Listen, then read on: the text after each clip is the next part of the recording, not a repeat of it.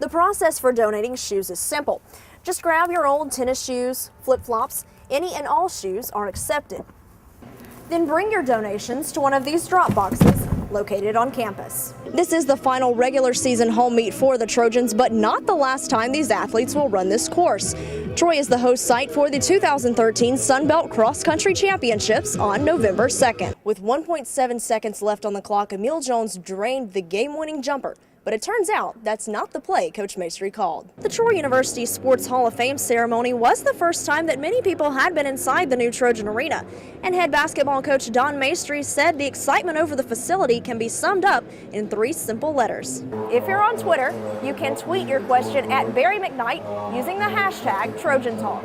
Joining me now on the court is First Lady of Troy University, Ms. Janice Hawkins, who is here to discuss the details of this cookbook and Trojan cuisine. Ms. Hawkins, thanks so much for joining us. For the first time in over 3 decades, the Trojan men's basketball team took the court under new leadership. I'm Danielle Percival. I'll have details of the exhibition game coming up in sports. When you play the first game in a new facility, you know the night will be memorable. But a 56-53 victory over Mississippi State made the inaugural game in Trojan Arena unforgettable. It'll be obviously one of the top victories because of the significance of the game. You only get a chance to win the first game in a new place one time. So you can only make history one time. And this group of kids will know that the rest of their lives, that they made history tonight. With 1.7 seconds left on the clock, Emil Jones drained the game-winning jumper. But it turns out that's not the play Coach Maestri called. First thing, I got to give Emil credit for coaching. We called a different play. Emil's from Mississippi, from Hattiesburg. He's dreamed about this, really, to be honest with you, since last spring. He wasn't having a great game. I think he was shooting about 30%, and he pulled me on the side and said, Coach, I got to have it. And we said, scratch everything that we just said. Put the ball in Emil's hands, let him take the last shot. You know, that's why he may be the next coach here, because he was right. You know, I did have a rough game coming in. My teammates carried the load for the entire game, and I told Coach when we were in the huddle, I just told him I wanted it, and I was fortunate enough for them to give it to him, and I just happened to hit it. Jones ended the night with only 10 points, but he got the ones that mattered the most. I thought it was going in, but you know, you never know. 'Cause I thought some other shots early in the game was going in too, and they didn't. I mean, it's unreal. I mean, you see stuff like that on TV all the time at the big colleges, but to have it here at home is great. It's those things that you hear people dream about, and they see it, and they over and over, and all of a sudden it happens to them. It happened to him tonight, and so that was a big-time shot. It'll be one of the bigger ones in this arena for a long time. Danielle Percival, Troy, Trojan Vision Sports. Most of us wear them, we almost all have them, but some people aren't as fortunate. So one Troy University coach is looking to help others, all by donating used shoes. Soles for Souls, they're a non-profit organization. Those shoes are recycled and sent to some other country where those are needed, sometimes in the U.S. for disaster relief. They use those shoes to prevent diseases and life-threatening illnesses, and some schools require that kids have shoes, so that allows them to go to school. For athletes, it's often about what they're receiving, but Jenkins wanted his athletes to know the importance of giving back. Particularly in our sport, running miles and miles and miles, we replace shoes a lot. And so this sparked the idea of, you know, we're wasting 4 pairs of shoes a year. They're getting thrown away. I did a little research and found something that would be a little more beneficial, for a place for those shoes to go. However, Jenkins isn't limiting this drive to only Troy University. The biggest event, we're going to try to kind of coordinate it with our Coach O Track and Field Invitational here. And we're going to ask the other teams to bring their shoes, their extra shoes, unwanted shoes, and we're going to try to fill the bins up here at Coach O. The process for donating shoes is simple. Just grab your old tennis shoes, flip-flops, any and all shoes are accepted. Then bring your donations to one of these drop boxes located on campus. Basically, we have one in the men's and women's track and field locker rooms. There are other locations in the Trojan Center, near the dining area, and in the dining hall in the lobby area. And you can drop off there. Those boxes get cleaned out every day, and we bring those shoes back and collect those. I'm taking a intermediate jogging class on campus, and there's this girl named Kendall. She's on the track team, and she was talking about it with other students. I figured, you know, in America we have a lot of excess, and I have a lot of shoes lying around that are really nice, but I don't use them, and it'd be nice to actually give. For more information on Soles for Souls and the purpose of the shoe drive, you can visit giveshoes.org. Danielle Percival, Troy, Trojan Vision News. Trailing by 6 with 48 seconds to go, the Trojans had one last chance at a victory. And who better to leave that chance with than Eric Thomas, who snagged a 20-yard touchdown pass with 7 seconds left on the clock and with a defender on his back. Will Scott knocked through the point after, and the Trojans walked away with a 34-33 victory against South Alabama. We told Corey, throw it to no one but Eric. Throw it up where Eric's got a chance.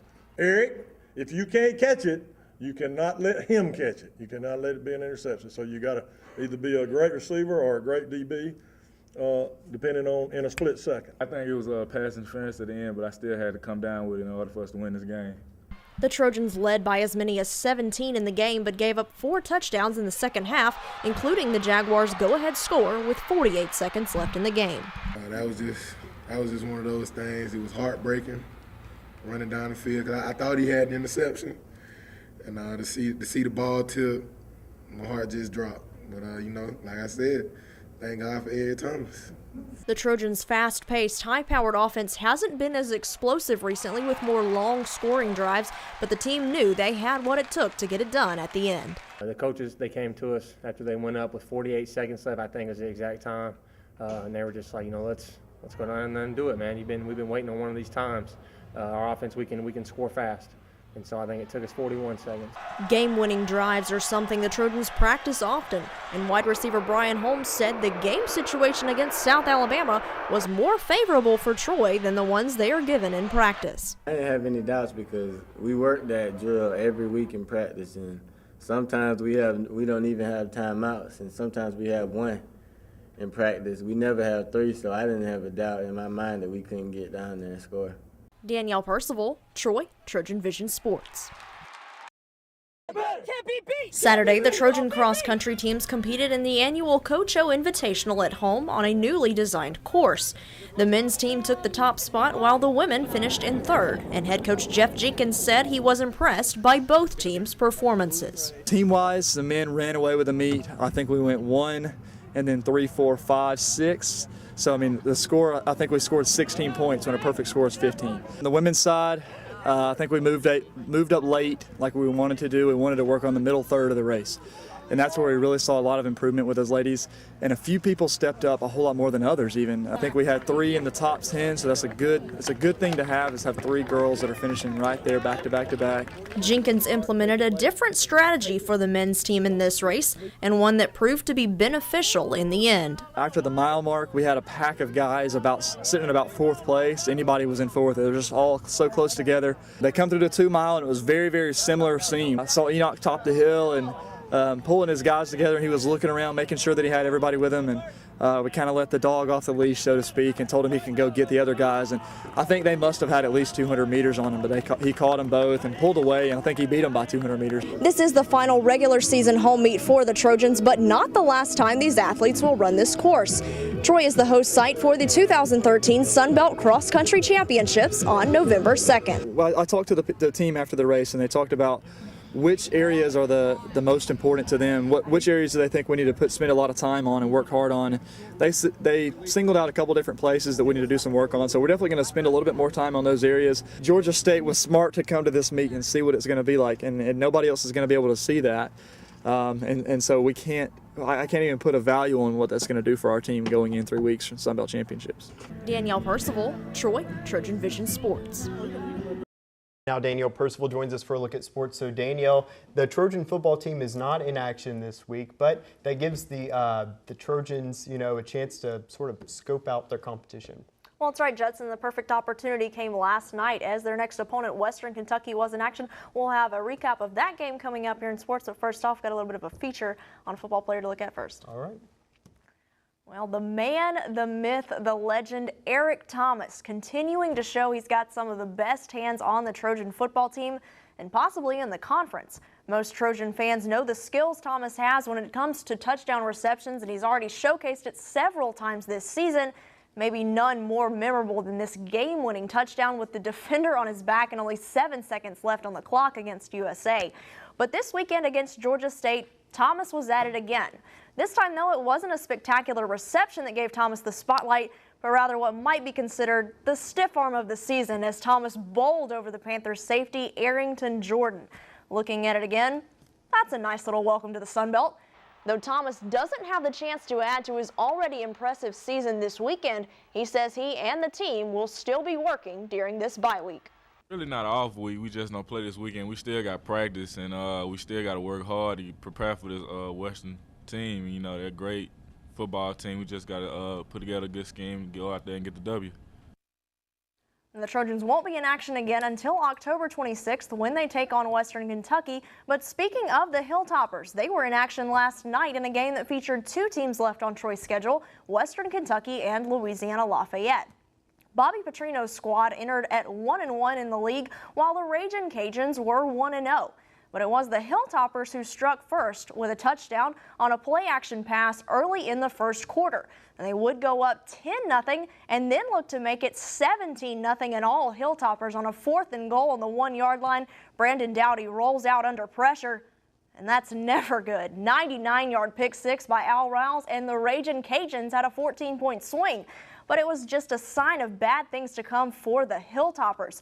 Still in the second quarter, it's another 4th down play, and the gamble again is a little too costly. Receiver Mitchell Henry has it in his hands but gets stripped. ULL recovers and returns it to the Hilltoppers 35. We'll take one last look at it, slowing it down. It's in his hands for the first down, but the Ragin' Cajuns get the takeaway. And it was ULL who would go on to win this one 37-20, and they sit at the top of the conference at 2-0. The Hilltoppers had 4 turnovers in the game, and that could be an area the Trojan defense looks to expose when these two teams face off in 2 weeks. But moving back into Trojan athletics, 2 Trojan volleyball players were honored by the conference after their performances over the past weekend. Junior outside hitter Maria Zelinovic was named Offensive Player of the Week, and senior setter Alexandra Alexander earned Setter of the Week. Zelinovic has posted double-digit kills in 6 of 7 Sunbelt contests this season, and Alexander added her 12th and 13th double-double of the season this weekend in the Trojans' 2 victories. This was the first time for the program to have 2 award winners in the same week. They both were very deserving of it. And one thing that we say when we have a Player of the Week is that the reason they got an award isn't just because of their accomplishment, and it was because of their entire team, had to give something up for them to be successful. For both athletes, this was the first time in their career they received a weekly award from the conference. The Trojan soccer team is heading into their final 2 weeks of competition before the conference championships and looking to better their position after 2 close losses this past weekend. The Trojans fell to both Western Kentucky and Georgia State, losing by 1 goal in each contest. The losses dropped the Trojans to 2-3 in the Sun Belt, which puts them right in the middle of the pack. But head coach Chris Bentley says his team's determination can help them through the rest of the schedule. You can see that our girls have a drive and a tenacity about them, that they want to win games. They're playing against the best in the conference, and they're not quitting. There's no mentality of that. It's more of a drive to want to be successful. So I think that's been a huge key to things. The Trojans only have 1 test this weekend, and that will be at home against South Alabama on Sunday with first kick at 1 o'clock. So Courtney Judson, no football this weekend, still plenty of Trojan action in sports, but it's going to be tough for the football team coming up 2 weeks against Western Kentucky. It's a tough rest of the schedule. Yeah. Of course, seeing Louisiana Lafayette, they look pretty good too. So it's going to be interesting to see how it all plays out in the conference contests. Yeah. Well, this week we get a chance to relax. So, yeah. That's right. Hopefully the team can rest up, kind of heal some injuries, and be able to get out there on the field and pick up a couple more wins. All right. Well, thanks a lot, Dan. Thanks.